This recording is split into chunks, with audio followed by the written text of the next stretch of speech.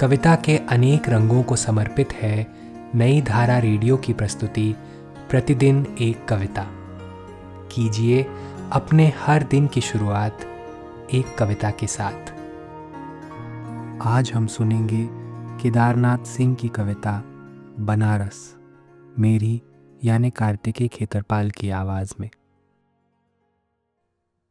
इस शहर में वसंत अचानक आता है, और जब आता है तो मैंने देखा है लहरतारा या मडुवाडीह की तरफ से उठता है धूल का एक बवंडर, और इस महान पुराने शहर की जीभ किरकिराने लगती है।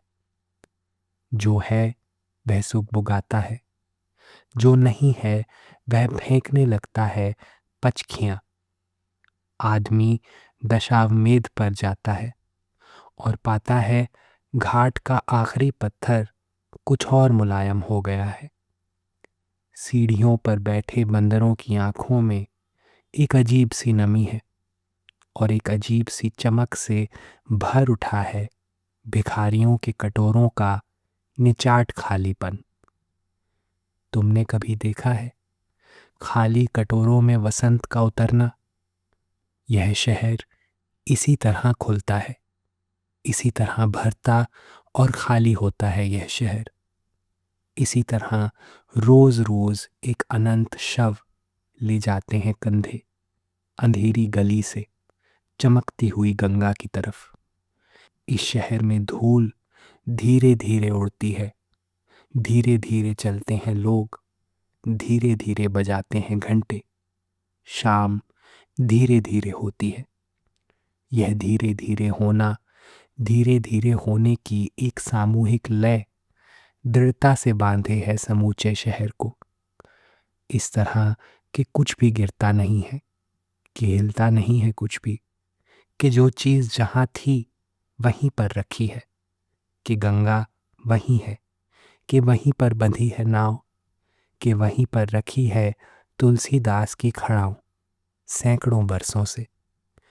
कभी सई सांझ बिना किसी सूचना के घुस जाओ इस शहर में। कभी आरती के आलोक में इसे अचानक देखो। अद्भुत है इसकी बनावट। यह आधा जल में है, आधा मंत्र में, आधा फूल में है, आधा शव में, आधा नींद में है, आधा शंख में। अगर ध्यान से देखो तो यह आधा है और आधा नहीं है।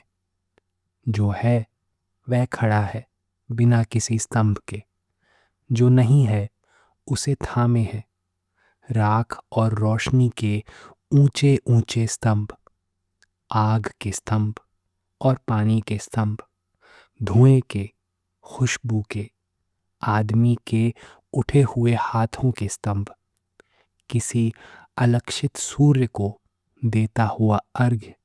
शताब्दियों से इसी तरह गंगा के जल में अपनी एक टांग पर खड़ा है यह शहर, अपनी दूसरी टांग से बिल्कुल बेखबर। आज की कविता को आप पॉडकास्ट के शो नोट्स में पढ़ सकते हैं। आप जहां भी प्रतिदिन एक कविता सुन रहे हैं वहां अपने कमेंट शेयर करना ना भूलें।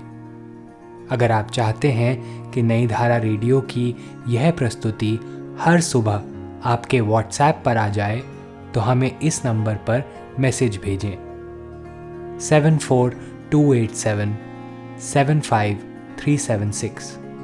कल एक और कविता के साथ फिर मिलेंगे।